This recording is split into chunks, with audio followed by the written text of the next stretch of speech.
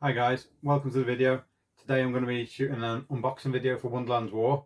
It's going to be a little bit different to what I'm usually doing because this box, as you might be able to see, isn't in shrink. It's not a brand new copy, but it's a new copy that I bought at the UK Board Games Exposition, UKG, the other day. Bought it off some people I know on Twitter. They said they played it once or twice and they bought the deluxe version already because they loved it so much. Now I've been trying to find that deluxe version, but I can't find it anywhere, so I said I'll buy this off them, and then if I do love it and they do a reprint or I can find it later on, I'll most probably end up with the deluxe version then. But this still has lots and lots of things in it and looks amazing. So I thought it'd be worthwhile doing an unboxing just to show you what's inside and what you'll get if you get this regular base version of the game. And then I'll do another one if I do manage to get a copy of the deluxe one in the future. So then you can compare and contrast as well, and I can also do the same and see what's better in the deluxe and whether it's worth it or not. I have been recommended to get some coin capsules for this because there's lots of tokens. So I've ordered some of those off eBay. Hopefully they'll turn up in a few weeks. And then I'll be able to play the game as much as I want without damaging the cardboard tokens that are constantly coming in and out of the bags and stuff, I've been told. If you like this video, please leave a like. If there's any more in here you want to see, because there is a lot of stuff in here, I might not cover it all, then please leave a comment and ask me any questions you want to know about how it plays or what the pieces are or what other bits come with it. And subscribe to the channel if you can, that would really help. Thanks for watching this video. I'll get this open now on the table. So as you can most probably see on this video, to start with, the box is quite big. It's got this wonderful artwork on the front, and it also has really cool artwork on the back, which I can just about flip the box over without touching the camera. And now it's shaking. And this is the back with all the cool artwork on it. It looks amazing. This is everything you get inside, all the contents and stuff are here. So it looks really nice, and each side's got a different character on it. You can't really see there, but that's Alison. And on the other side here, you've got the Mad Hatter, I think, the T. And then at the top, you've got the Jabberwock, I think it is. And then you've got the Queen of Hearts down here. And on the front, obviously, you've got your cat, whose name I've completely forgotten for some reason. So let's take this off. So instantly inside the front cover, we've got the rules, as you'd expect, at the top of the box. And then a great kind of rules reference, quick reference. Not only does it have the things on it on how bits work, so your tea party is your first phase, and then on the other side you have the war party, which is the second phase.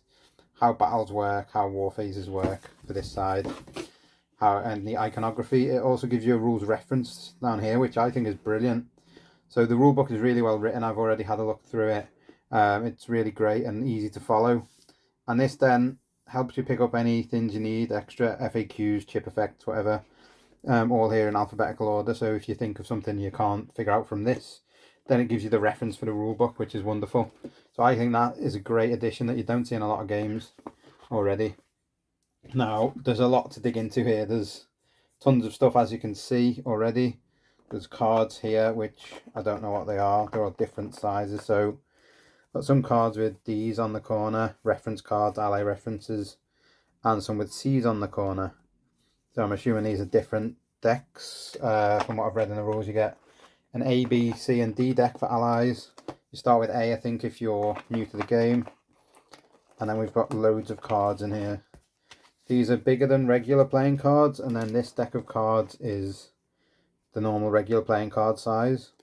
So if we compare the two, you can see that the bigger ones are not only a little bit wider, but also a little bit longer. So these are all the same size. And then, so these smaller ones look like quest cards, and you've got wager cards.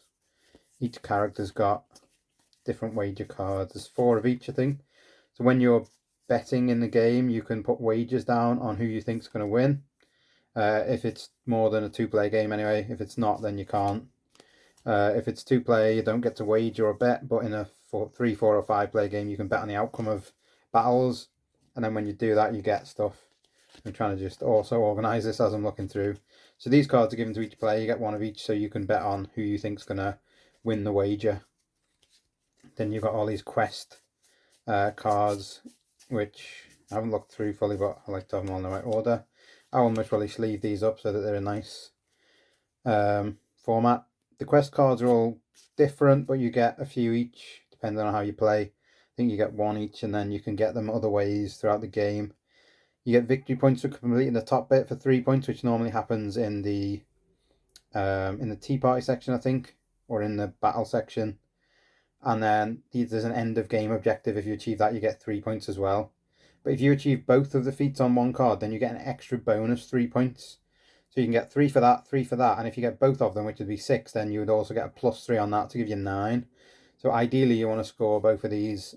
The score track around the board only goes to 50, so I'm assuming 9 points is quite a hefty amount of points. So you want to try and complete as many of these as you can and do both sides if you can.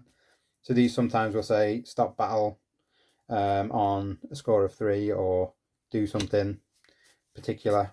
So that's what those little cards are for. The bigger cards, I'm not 100% sure what they're for. I think they're allies and Wonderlandians. On the back, I think it says. So yeah, these are A for allies, I think. And then you have W for Wonderlandians. So these are different characters that are in Wonderland. Can't remember, I'm not 100% sure where each is used or what they're used for. Then there's a couple more cards and how to use the war phase and how to use the tea party phase. So again, some smaller references if you want those for later on. And all these A cards are, I guess, cards that you might have in your deck, or cards that could come out. You got A's in the corner, you got Forge card, you got B's, D's. I think I'll need to sort these a little bit to make sure they're in better order later on. Hopefully I'll learn what they all do and what they're all for. There's also bits in the corner of these boxes where some stuff is put in because there's not a lot of room inside. So these are tokens. The black ones are bad. They give you minus points at the end. Not 100% sure what the white ones are for, but maybe they're just triple or fives or something. Some standees, and from what I've seen so far, these standees are going to go along with these cardboard tokens, or cutouts of people and things, all sorts of characters and allies and people that we've just seen on some of the cards as well. So they'll most probably need to go together before I start playing. And then the next thing you can see here is a massive bag of chips and tokens and things. These scores on the tokens add to your battle scores when you draw them out, so that's worth 2. He's worth 5, that seems like a lot. This one's worth 6. There's a hammer there worth 1. There's a forge. This is to do with forging.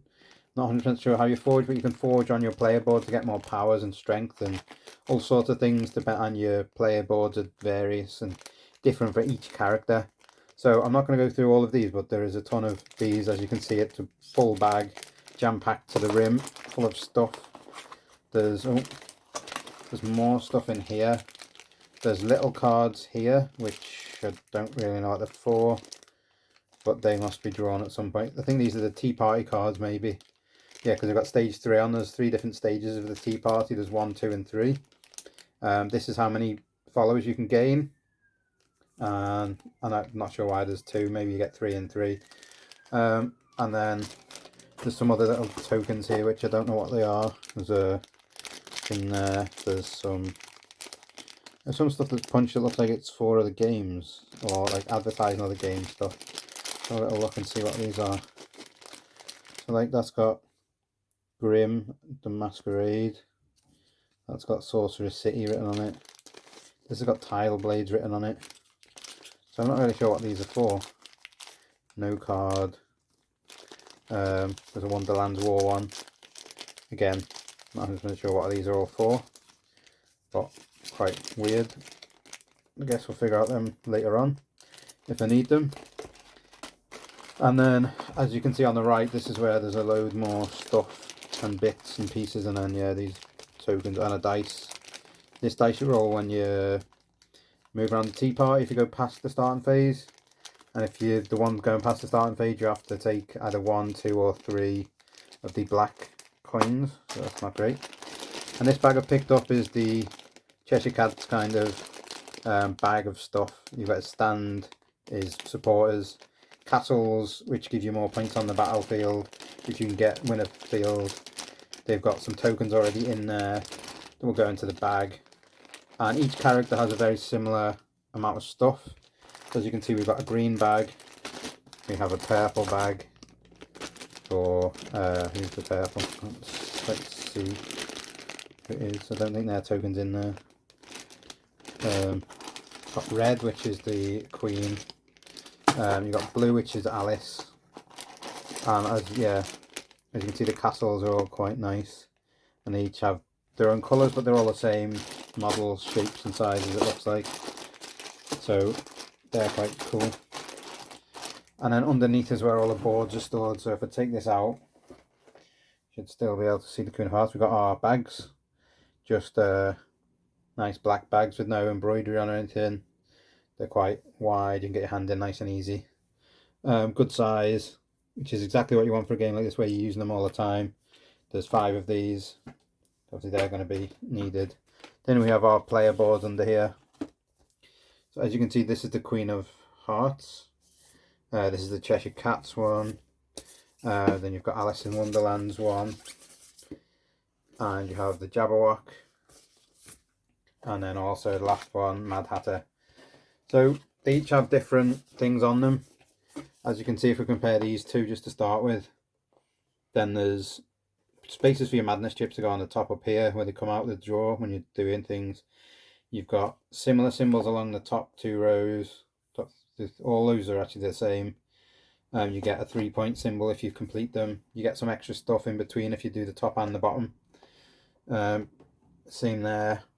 So if you forge stuff, you get to put tokens here to get some of these bonuses. And then these have different effects, obviously, for the up arrow on this one. You can paint it red, you can get Royal Temper, you can do twice as fast, or you can do off with their heads. Whereas the Cheshire Cat's got Wicked Smile, Misleading Smile, Vanishing Army, or Engineer of War. And then you also have your Leader Strength here, which is added to your total at the start of all your battles. So you want to try and push that up as much as you can. But again, not sure how that fully works, so I've not played it yet.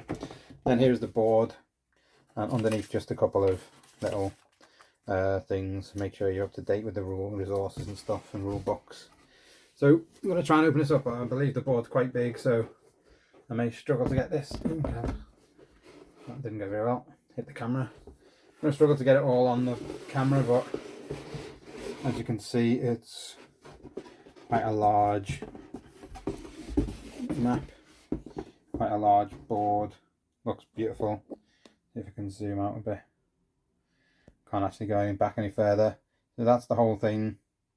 It looks brilliant. It's going to take up a lot of table space, but it looks great. And there's the tea party section in the middle, and your nice outside areas. You've got the pool.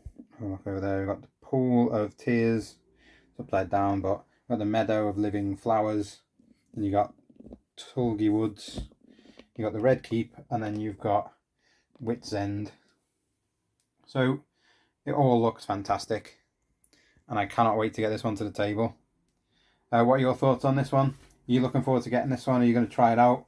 Leave a comment in the comment section. Like the video, please, it really helps. And if you can and you enjoy the videos we've been doing, please subscribe to the channel. It really helps us out. I'll catch you on the next video. Thanks for watching this one.